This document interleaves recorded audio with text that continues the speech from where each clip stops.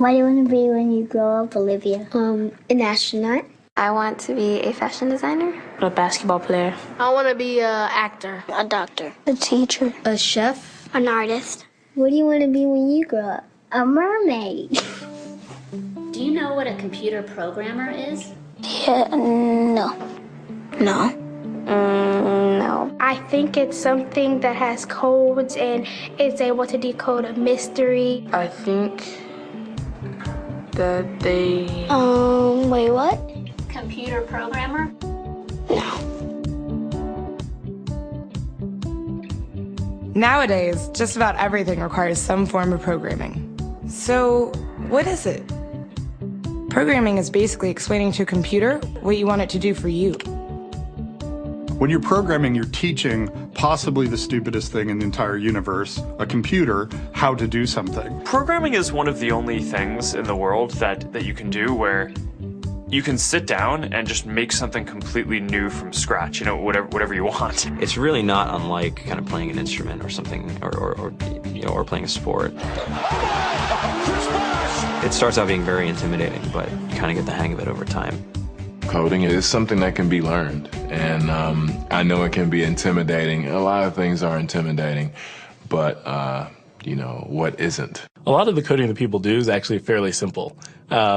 It's more about the process of breaking down problems than, sort of coming up with complicated algorithms as people traditionally think about it.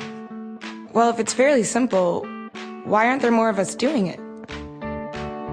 Over the next 10 years, there will be 1.4 million jobs in computer science, and only about 400,000 grads qualified for those jobs. That's a shortage of 1 million people. So, how do you start?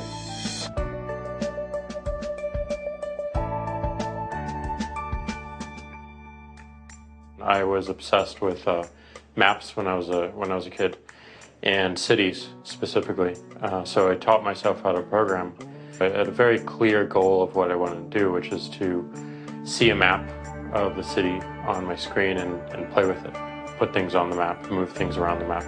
See what was happening in the city, how it worked, how it lived, how it breathed. The best early thing was actually using software to decide when the classes in my school would meet, and that put me in a position to decide which girls were in my class. The first program I wrote asked things like, what's your favorite color? Or how old are you? I first learned how to make a green circle and a red square appear on the screen. The first time I actually had something come up and say, hello world, and I made a computer do that. It was just astonishing. When I finally learned a little bit of programming, that blank wall resolved into a bunch of doors, and you open them, and finally you start to open enough doors that the light comes in. And to me, a finished program is like a structure filled with light. All the corners are illuminated. You understand the structure of it. It's a really serene feeling to have completed that.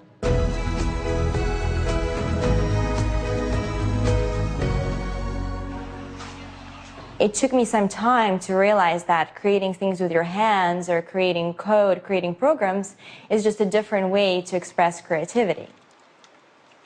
I think right now there's a big emergence of the culture of making. People who make their own scarves and hats, people who write their own apps. Now it's just limited by your imagination and sort of what kinds of ideas what kind of understanding can you build into the computer so that it can do these things that were previously impossible.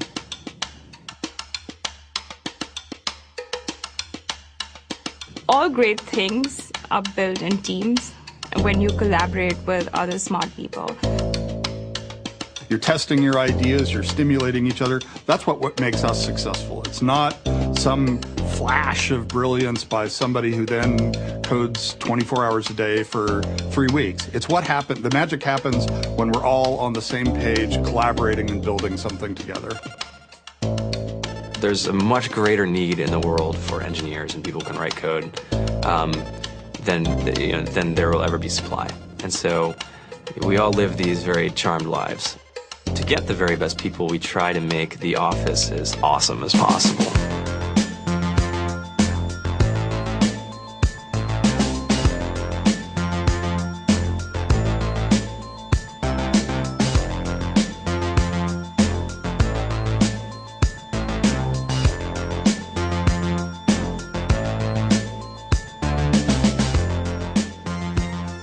have a fantastic chef, Free food, breakfast, lunch, and dinner.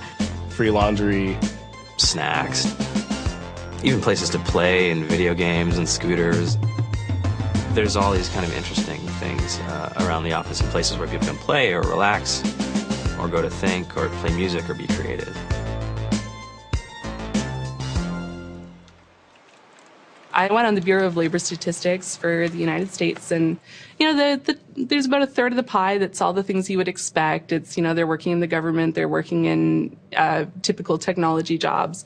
But then, like, the rest of the pie, and it was the majority of the pie, just split down into these little teeny slices of every industry imaginable. And what it is, computers are everywhere. You want to work in agriculture? Do you want to work in entertainment? Do you want to work in manufacturing? It's just all over.